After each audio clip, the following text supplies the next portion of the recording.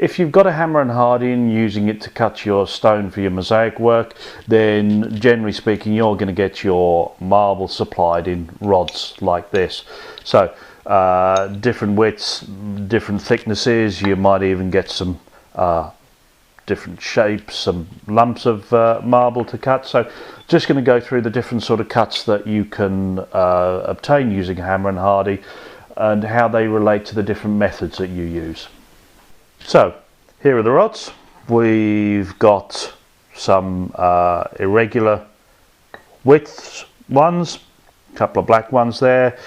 Mostly though, a lot of places you'll find they'll supply you with rods which are all roughly about 20mm width, the same, every one of those will be cut the same. Occasionally you can get 20 by 20, these quite thick rods. They cut very differently though, and you have to watch the sort of stone that you're choosing with those. You could also keep an eye out on the auction sites. Sometimes you'll get tile companies selling off remnants cheap like this, but again, because of the thickness of them, you need to be sure about the stone that you're choosing for that. Let's look at the ordinary rods first. So just your 10mm, cut them into your cubes. This is what I tend to use if we're doing a floor, so I'd cut quite a few of those. If I wanted them, if I want the edges smoothed off, then just chuck them in a cement mixer with a bit of fine sand, not sharp sand. You want clean, fine, kiln dried sand, sort of things that you have in children's playgrounds, and 2 or 3 hours in there, and that'll just take the edges off there. Obviously if you can leave it longer, it's better. So that's your first cut. You've just got the cubes. Now if you took these cubes and cut them in half, then you've got riven cut, and here's a few others. Now the riven surface is what we term the true colour of the marble. It's completely unadulterated. Generally you do not need colour enhancers or waxes or anything like that. So you have the riven surface on the top, but the great thing is underneath there's your machine cut surface still.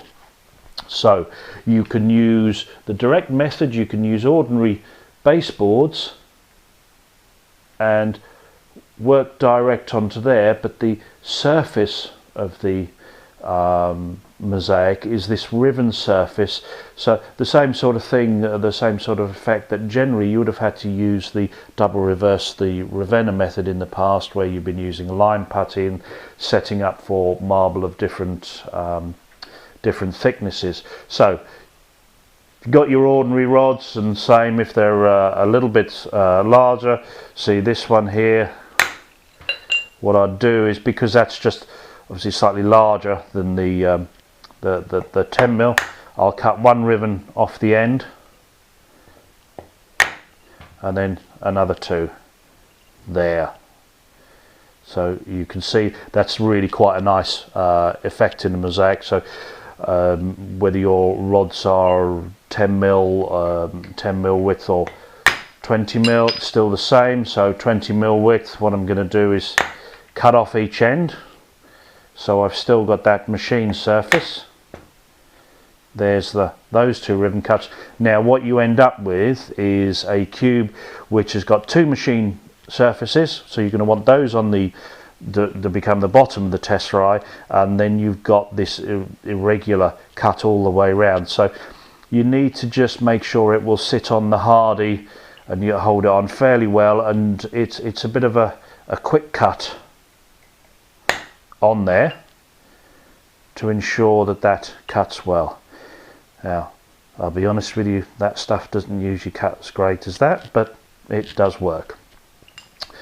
So you've got cubes, you've got the ribbon cut from there. Those are your main ones. Now if you're using thicker stuff, as I said earlier, what you do need to do is be sure of the stone that you're going to have.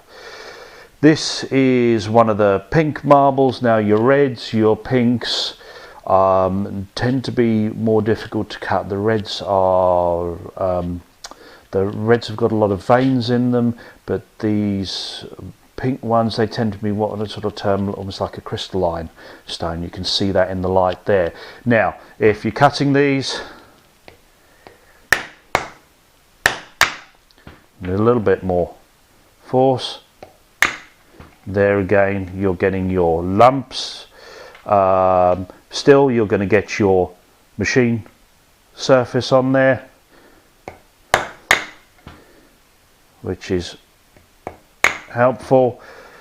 Now, this is cutting fairly well at the moment, but it's still quite irregular. It won't cut anywhere near as well as the black, because you can see the black is a solid colour. So if you're going to go for 20 mil thick for the thicker marble, just be aware of the sort of stone that you're choosing for it.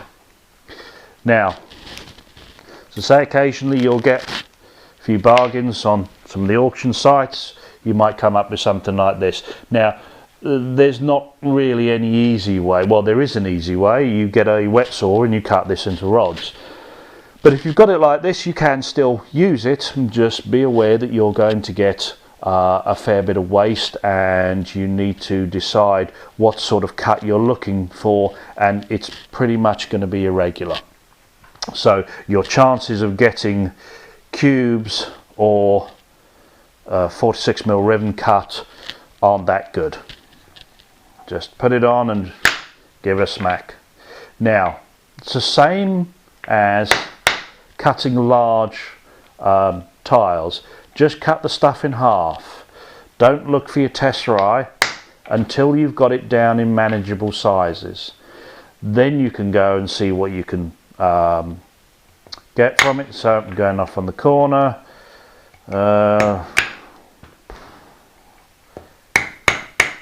know really, you've got some sort of lumps. Now obviously if you're using the Ravenna method, you're using the lime putty as a temporary binder, you don't have to worry about the thickness, because that will compensate for it.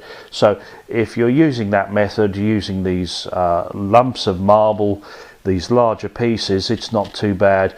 But if you're using direct, if you're going straight onto boards, then you really got to use the rods first. Okay, let's just have a little closer look at those ribbon cut ones before we go. Okay, so you can see here, this is the dark green, so you see the surface is this irregular one. That might be a little bit out of shot, but that's, you can see the different the really different texture on the surface there. So you have this true colour of the marble, about 4 to 6 millimeter thick if you're cutting from 10 millimeter cubes. But as I say, underneath it's machine cut, so it will sit on your board if you're using the direct method.